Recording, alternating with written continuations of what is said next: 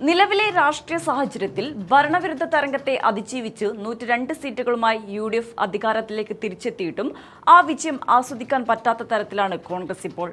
ഭരണത്തിന്റെ കടിഞ്ഞാൺ ആരുടെ കൈകളിലായിരിക്കണം എന്നതിനെ ചൊല്ലി കോൺഗ്രസിനുള്ളിൽ രൂപപ്പെട്ടിരിക്കുന്ന അധികാര തർക്കം വിജയത്തിന് മങ്ങലേൽപ്പിച്ചിരിക്കുകയാണ്.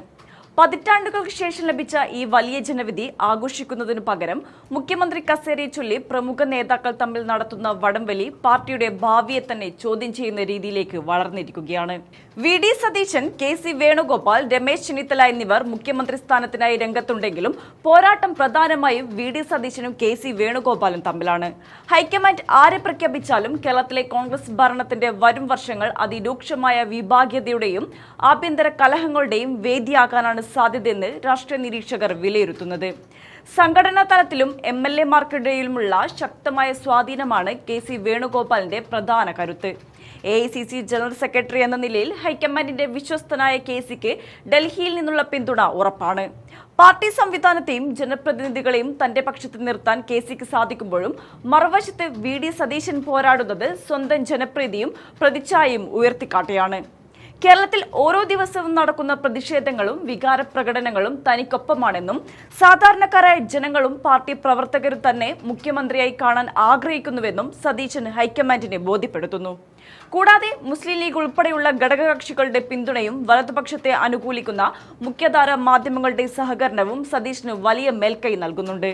എന്നാൽ ഈ അധികാര വടംവലിക്ക് ഹൈക്കമാൻഡ് ഒരു പരിഹാരം കണ്ടെത്തിയാലും അത് താൽക്കാലികം മാത്രമായിരിക്കുമെന്ന ആശങ്ക ശക്തമാണ്. KC വേണുഗോപാലിനെയാണ് മുഖ്യമന്ത്രിയായി നിശ്ചയിക്കുന്നതെങ്കിൽ സതീശൻ വിഭാഗം അദ്ദേഹത്തെ സ്വസ്ഥമായി ഭരിക്കാൻ അനുവദിക്കുമോ എന്നത് വലിയ ചോദ്യമാണ്.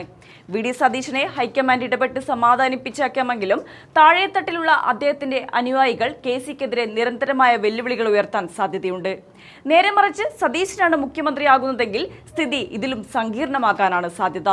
ഭരണകക്ഷി MLA-മാരിലും പാർട്ടി നേതൃത്വത്തിലും ഭൂരിഭാഗം KCയുടെ വിശ്വസ്തരായതിനാൽ ഭരണത്തിന്റെ ഓരോ ഘട്ടത്തിലും സതീശന് കടുത്ത എതിർപ്പുകൾ നേരിടേണ്ടി വരും. മുസ്ലിം ലീഗ്, ജമാഅത്ത് ഇസ്ലാമി തുടങ്ങിയ സംഘടനകളുടെ താൽപര്യപ്രകാരമാണ് സതീശൻ മുഖ്യമന്ത്രിയായതെന്ന തരത്തിലുള്ള ആക്ഷേപങ്ങൾ ഉയർത്തിക്കൊണ്ട് KC വിഭാഗം സതീശനെ പ്രതിരോധത്തിലാക്കിയേക്കാം. കൂടാതെ മുതിർന്ന നേതാവായ രമേശ് ചെന്നിത്തലയെ തഴഞ്ഞതിലുള്ള അമർഷം I ഗ്രൂപ്പിനുള്ളിൽ വലിയ വിള്ളലുകൾ ഉണ്ടാക്കാനും സാധ്യതയുണ്ട്. ഇതൊന്നും കൂടാതെ മുഖ്യമന്ത്രിയെ ഒരാഴ്ച പിന്നിട്ടിട്ടും തീരുമാനിക്കാത്തതും തുടക്കത്തിൽ തന്നെ ഗ്രൂപ്പ് പോരുണ്ടാകുന്നതും വോട്ടർമാർക്കിടയിൽ ആശങ്കയുണ്ടാക്കുന്നുണ്ട്. ഇത് ഭാവിയിലുള്ള തെരഞ്ഞെടുപ്പിൽ കോൺഗ്രസിന് തിരിച്ചടി നൽകിയേക്കാം. എന്നാൽ ഇതിനെയൊക്കെ തന്നെ മറികടക്കാൻ VD സതീശനും KC വേണുഗോപാലും രമേശ് ചെന്നിത്തലയും ഉൾപ്പെടെയുള്ള പ്രമുഖർ പരസ്പര വിശ്വാസത്തോടെയും സഹകരണത്തോടെയും നീങ്ങേണ്ടതായി വരും. എന്നാൽ മാത്രമേ കോൺഗ്രസിന് ഈ സുവർണാവസരം കൃത്യമായി വിനിയോഗിക്കാൻ സാധിക്കുകയുള്ളൂ.